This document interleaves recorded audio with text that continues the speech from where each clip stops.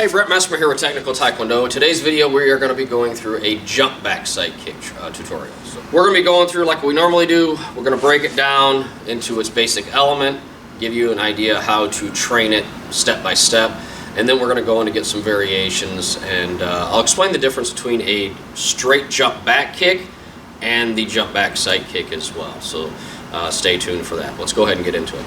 Your jump back side kick is an intermediate level kick that really takes a body year to develop. So we're going to go through step by step. So as always, we are going to start with our lead leg side kick. If I am working on a more advanced kick, I want to make sure my basic level kicks are dialed in first. So I want to make sure my lead leg side kick is coming up correctly. When I lift the knee, I'm pivoting on the ball of the foot and getting my heel pointed straight at the target. If you've watched my lead leg side kick video, you'll understand why we turn out that base foot completely. It is for the structure and alignment of the kick. So I turn, make sure my back side kick is coming in correctly. So I'm not jumping yet, I'm just getting my back side kick dialed in.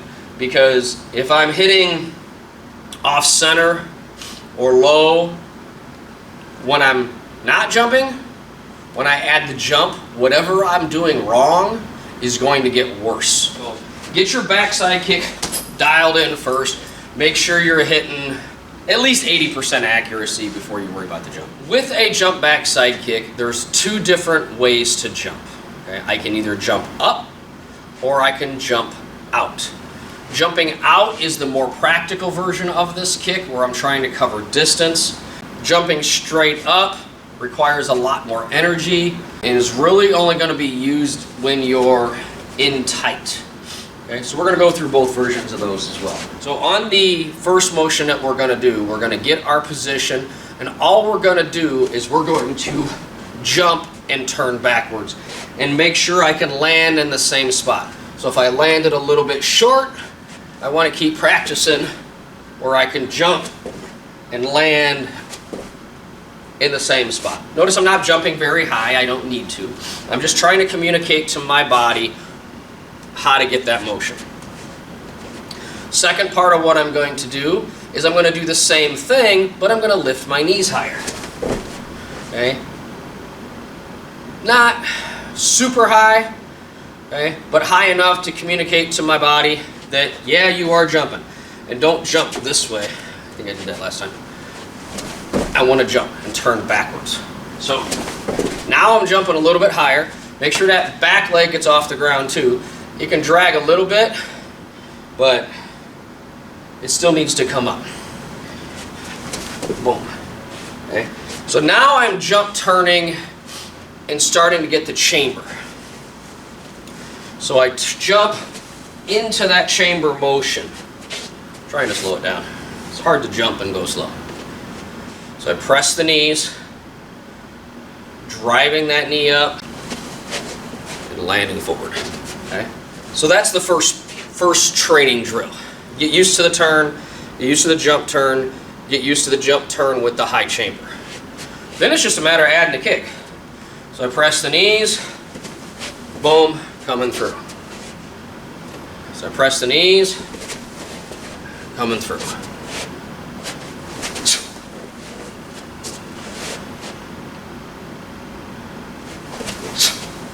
Okay. And notice I'm not jumping super high. I'm only jumping inch off the mat. Purpose of the jump is to reduce friction to make you faster. Okay. If I take a running step, I'm faster than walking. But if I jump, I'm faster than running. And that's the purpose, is to get there faster. When you're training your jump back side kick, just like your backside kick, you want to make sure that your feet are on the same line. Okay?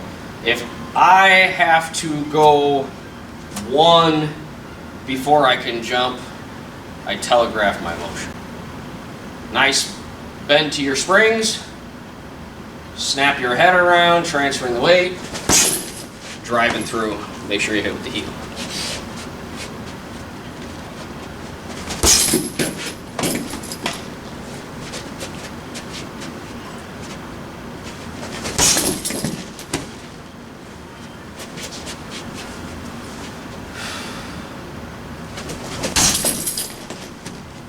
The other variation, like I was saying, is the straight jump. I'm jumping straight up.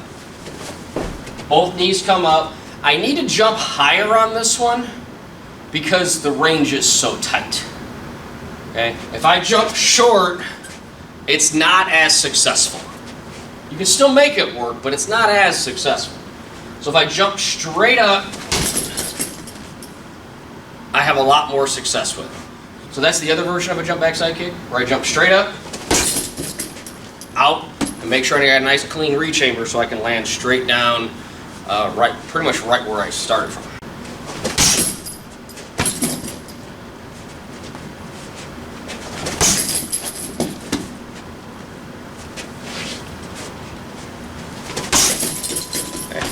So more straight up version on the jump. Okay? I suggest practicing both, getting used to doing both. A little bit faster version is a back kick, or a what we call a mule kick. A straight back kick is turn here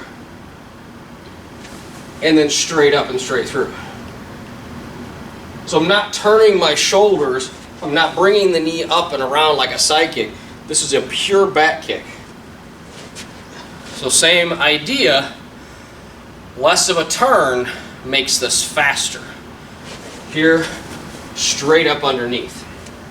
The back side kick has more power, the back kick is faster. So when you use it depends on who you are fighting and what you need. If you have both in your toolbox, you can choose what tool you want to grab. So for this jump back kick, again, I'm jumping to here and coming straight up underneath. I'm not rolling that hip over. I'm not getting all that torque that I get on a back kick or the jump backside kick. Still hits hard.